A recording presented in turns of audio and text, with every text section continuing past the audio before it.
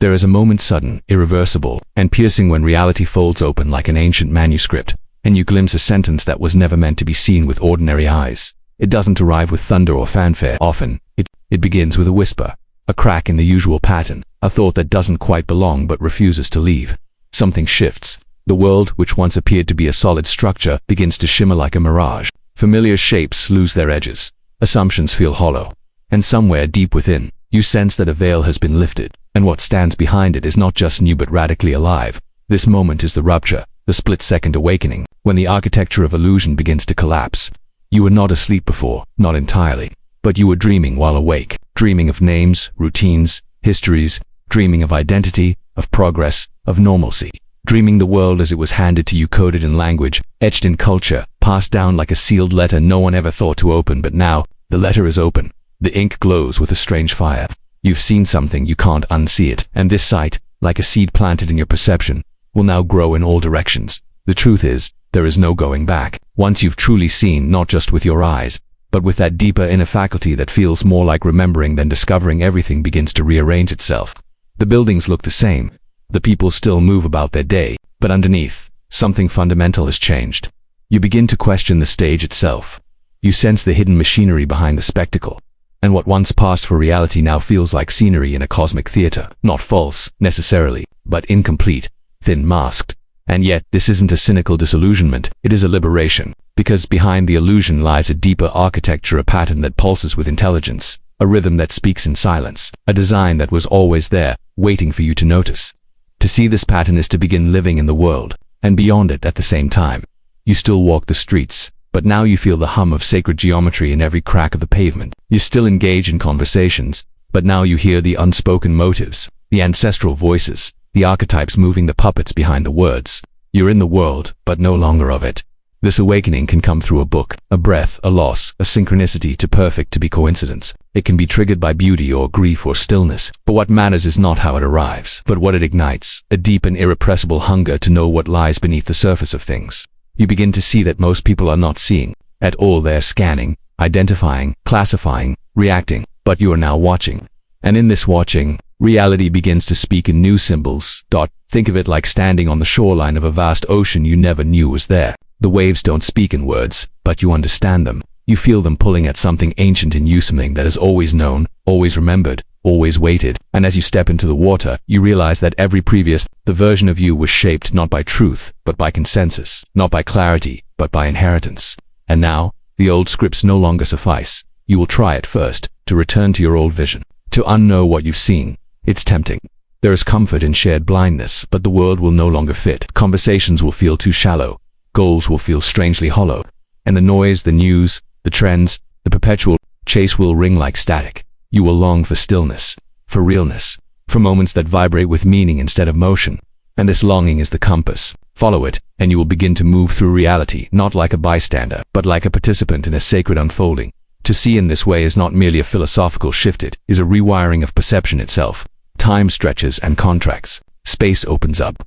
The present moment becomes less of a container and more of a doorway. You begin to feel how every moment is layered, a physical experience, a symbolic message, a metaphysical unfolding. You no longer ask, what is happening, but rather, what is this moment revealing? Each event becomes a glyph, each person a mirror, each choice a ceremony. Of course, there will be discomfort. The world does not welcome those who see beyond its veils. It prefers predictability, compliance, sleepwalkers.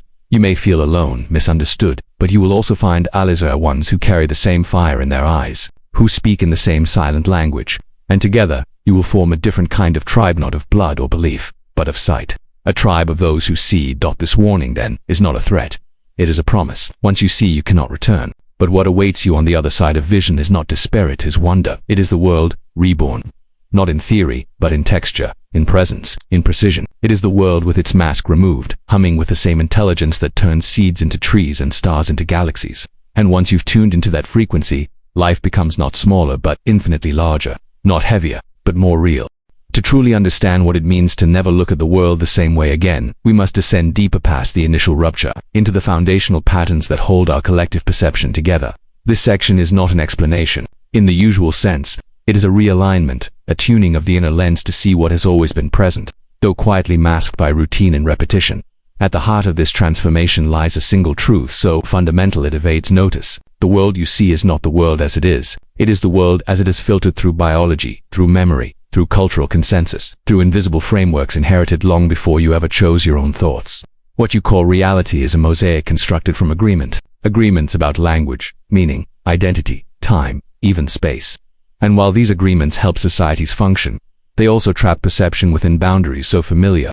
They feel like laws of nature, but they are not laws. They are lenses. And once you see this, once you recognize that you've been wearing the world like a costume stitched from childhood beliefs, media saturation, schoolroom truths, and ancestral fears, the costume begins to unravel. The illusion doesn't collapse all at once. It fractures slowly, like hairline cracks in glass, each one allowing a sliver of unfamiliar light to enter. These are the first signs of sight. And from here, the questioning begins. One of the central themes that rises from this fracture is the myth of objectivity. We are taught to see the world as something external, fixed, quantifiable, but this is a fiction held together by mutual performance. In truth, nothing is purely objective. Everything observed is shaped by the observer. What we focus on grows. What we ignore fades. The mind is not a mirror but a projector. It shines meaning onto form. It adds layers to the raw data of experience. And yet, we are rarely aware of this act of projection. We confuse what we believe with what is. This realization is not just philosophical, it is seismic. It means that every belief is a form of sight, and every unquestioned belief is a veil over deeper seeing. This includes our beliefs about time, that it moves linearly from past to future. Our beliefs about the body, that it is a machine separate from the mind. Our beliefs about self, that we are a fixed identity rather than a fluid process. These core assumptions, once seen for what they are, dissolve into something more mysterious, more open. And in this openness, we encounter another recurring theme, the multiplicity of reality. There is not one world but many interwoven, coexisting, stacked like invisible dimensions layered upon the same physical space. The material world is but the outer crust. Beneath it are symbolic, energetic, archetypal strata. A single glance, a word, a gesture can exist simultaneously on multiple levels. Surface, emotional, historical, spiritual. But to see these levels, you must first accept that they are there.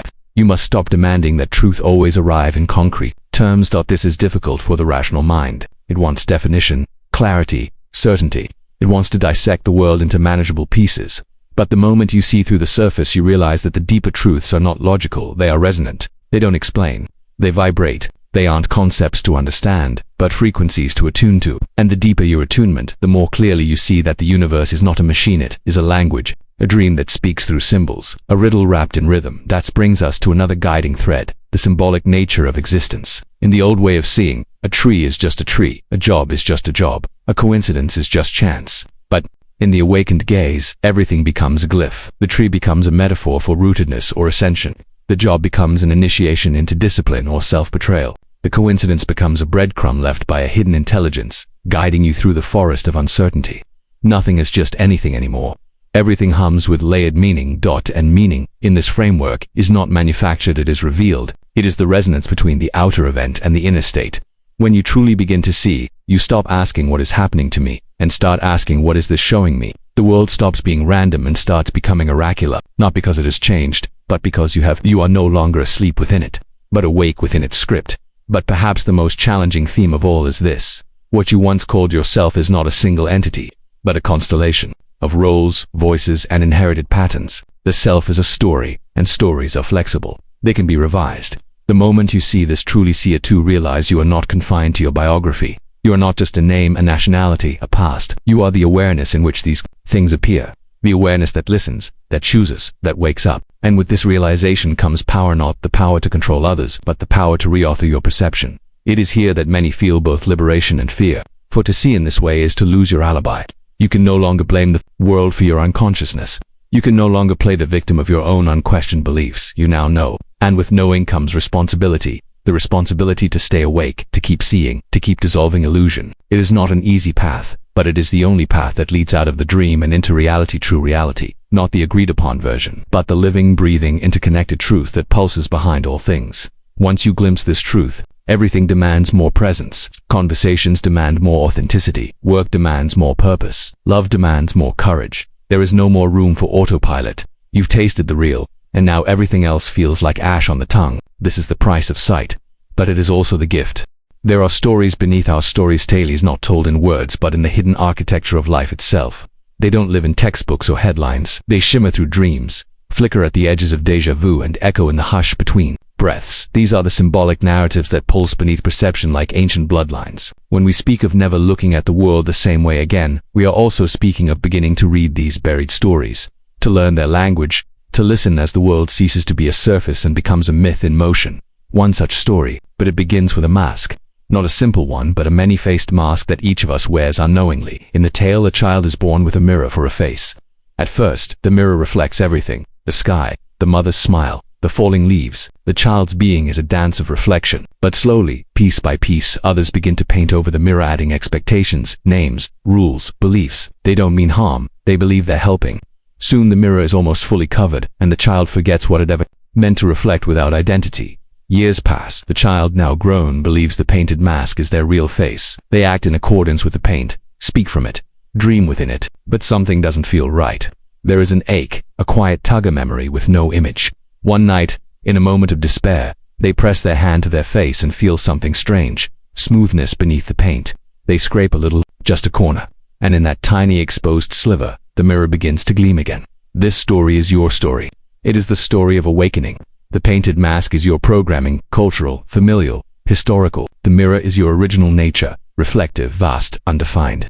When you begin to see differently, what you are truly doing is scraping paint. Not to destroy your identity, but to uncover the deeper self that has never been defined by it. Each illusion shed is a flake of pigment falling away. Each truth glimpsed is another patch of mirror restored. Another tale is told in the image of a theater. The world, as the story goes, is a stage, and every soul plays their part in a grand play. Most forget they are actors. They believe in the script.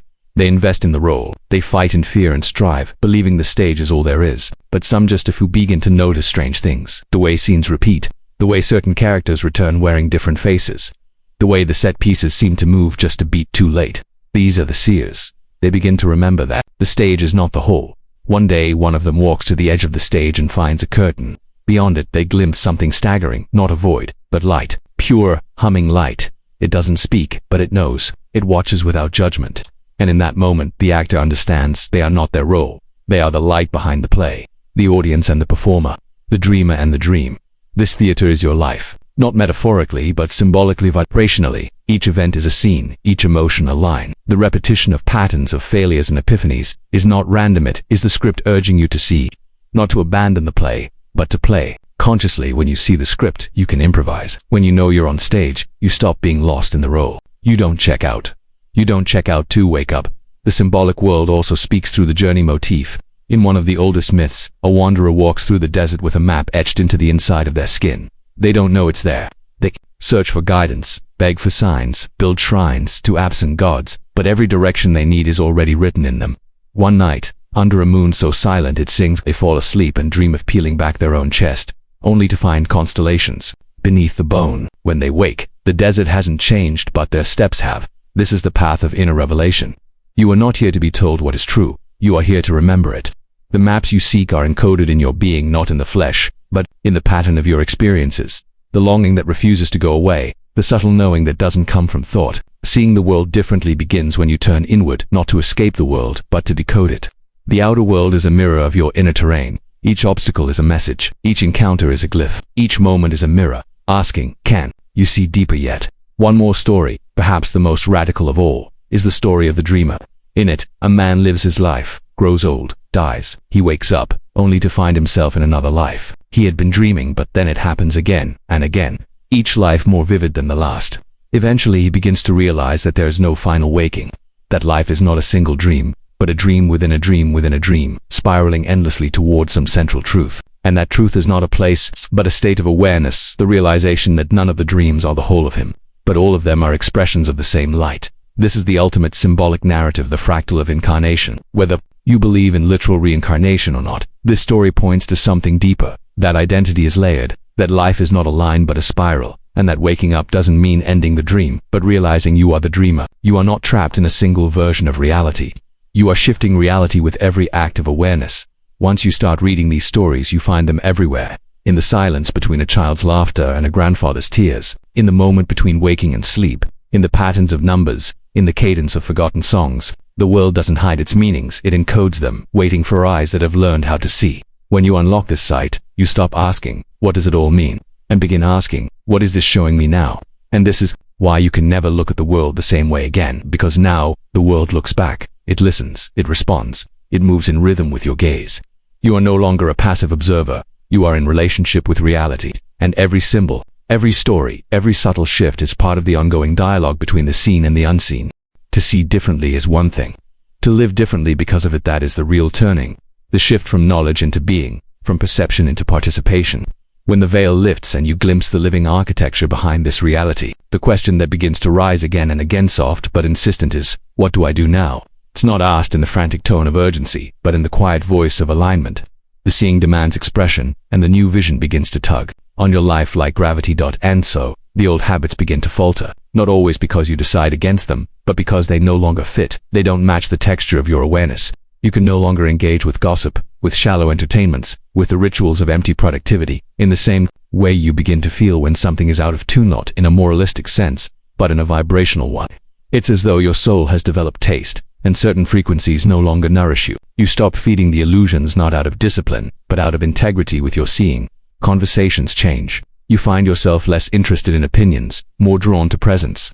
You listen differently, not just to what people say, but to what vibrates underneath their words. You notice how most communication is layered with masks, social performance, insecurity, inherited scripts. But you also notice when a moment breaks through and someone speaks from their core. Even if you recognize that authenticity is rare because it's raw, and that most people are terrified of their own truth. But instead of judging, you hold space, because you've seen through the veil, and with that sight comes responsibility to make room for others to see too. Your internal landscape begins to shift in equally subtle but profound ways. Thoughts that once went unquestioned, thoughts of fear, judgment, lack, are no longer automatic truths. You begin to hear them as echoes, as recordings of old patterns. And hearing them this way gives you the choice to follow them or not. This is the birth of sovereignty, the freedom not from circumstance, but from unconscious reactivity. Life may still present challenges, but your relationship to them is new. You meet difficulty not as an enemy, but as a coded signal. Every trigger becomes an invitation. Every frustration a doorway. Work, too, transforms under this light. Whatever your role, it ceases to be merely about output. You begin to feel the energetic quality of the actions you take.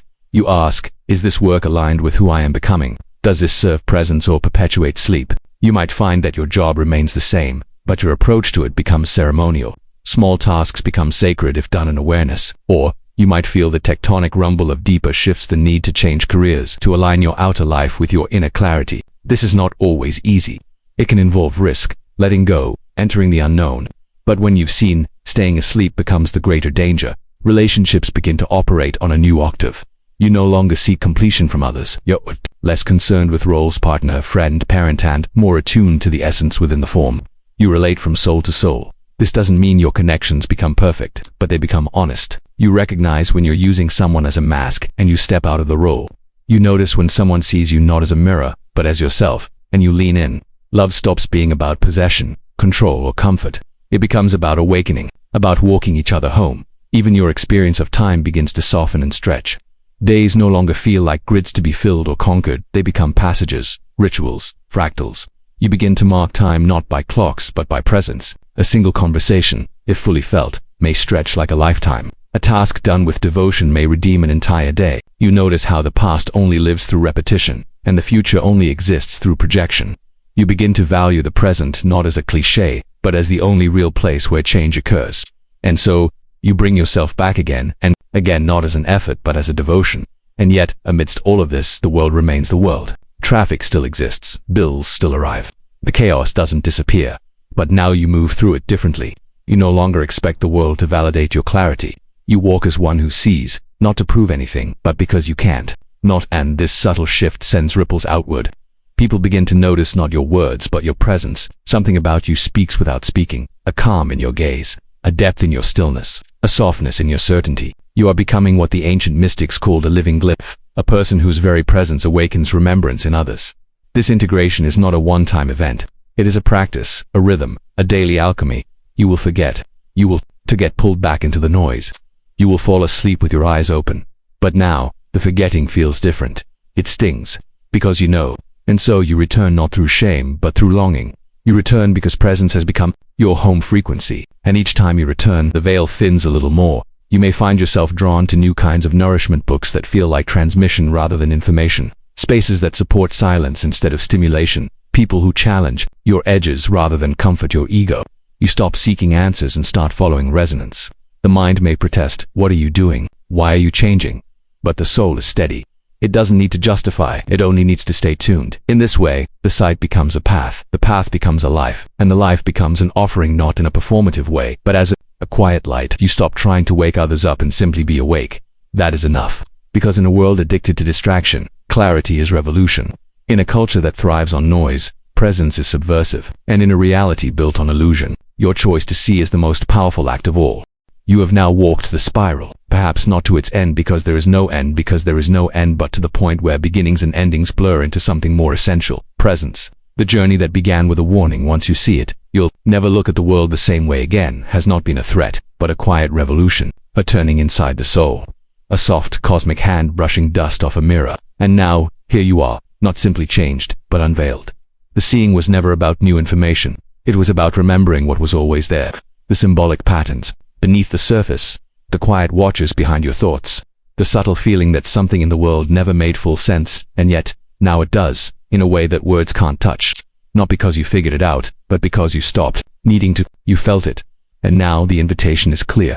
You cannot close the eye that has opened.